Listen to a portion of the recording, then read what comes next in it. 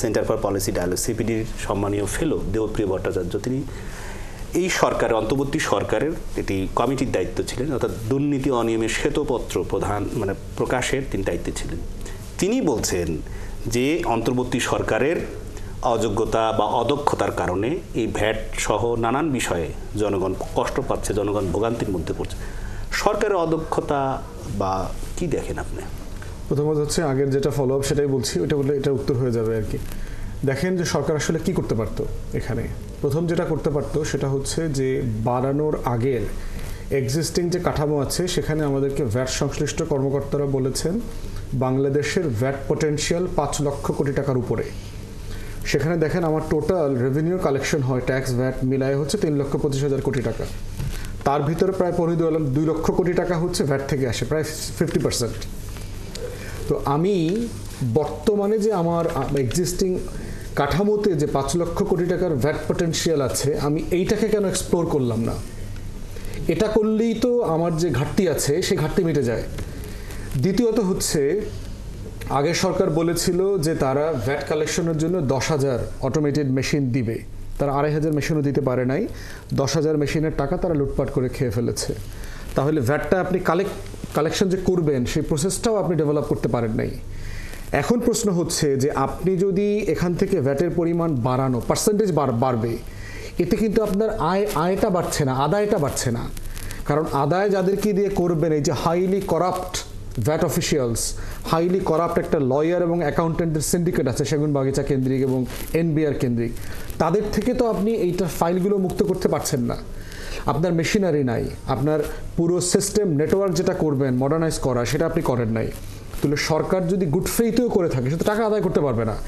দিন শেষে যেটা হবে, পার্সেন্টেজ বাড়ার কারণে এখানে আরও করাপশন বাড়বে। এই টাকাটা কে খাবে? ওই যে ভ্যাট অফিসিয়াল আছে, ট্যাক্স অফিসার আছে, NBR corrupt, highly corrupt, largely একটা মোটা দাগে, মানে এখানকার পিয়ন থেকে শুরু করে ইট পাথর সবগুলো করাপ্ট, 2-4টা ভালো মানুষ ছাড়া।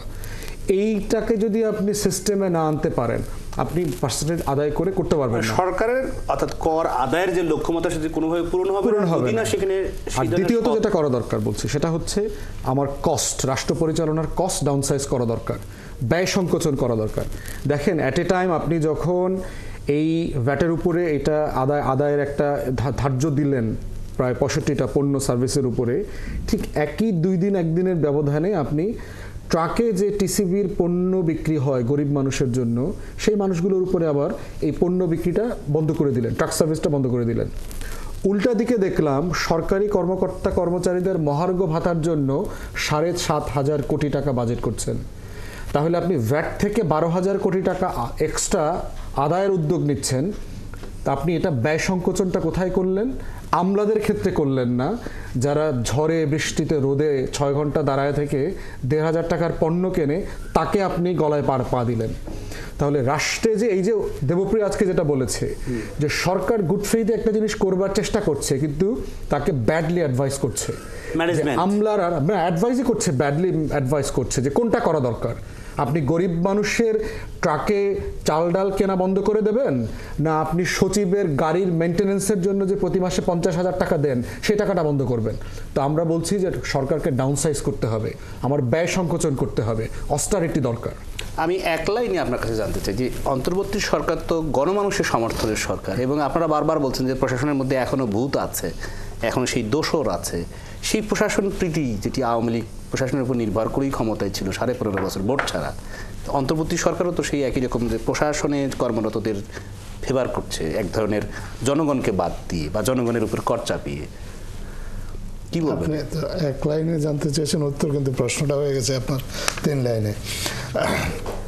আসলে সরকারকে তো এক্সিস্টিং সিস্টেমের মধ্যে দিয়ে কাজ করতে হবে। সরকার তো রাতারাতি আমলা আমদানি করতে পারবে না। আপনি ডিম আর দুধ যেভাবে বিদেশ থেকে আমদানি করা যায় এইভাবে কিন্তু আমলা আমদানি করা যায় না, আবার ওভারনাইট আমলা পয়দাও করা যায় না। এই যে আমলা যারা আছেন তাদের উপর নির্ভরশীল হয়ে সরকারকে কাজ করতে হবে।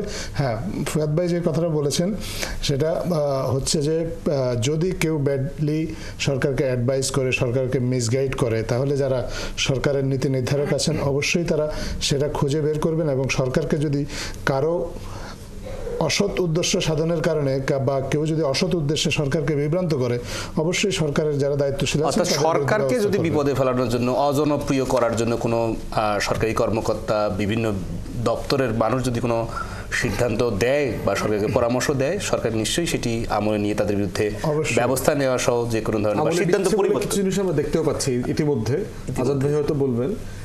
আমরা সেই আলোচনায় আসবো,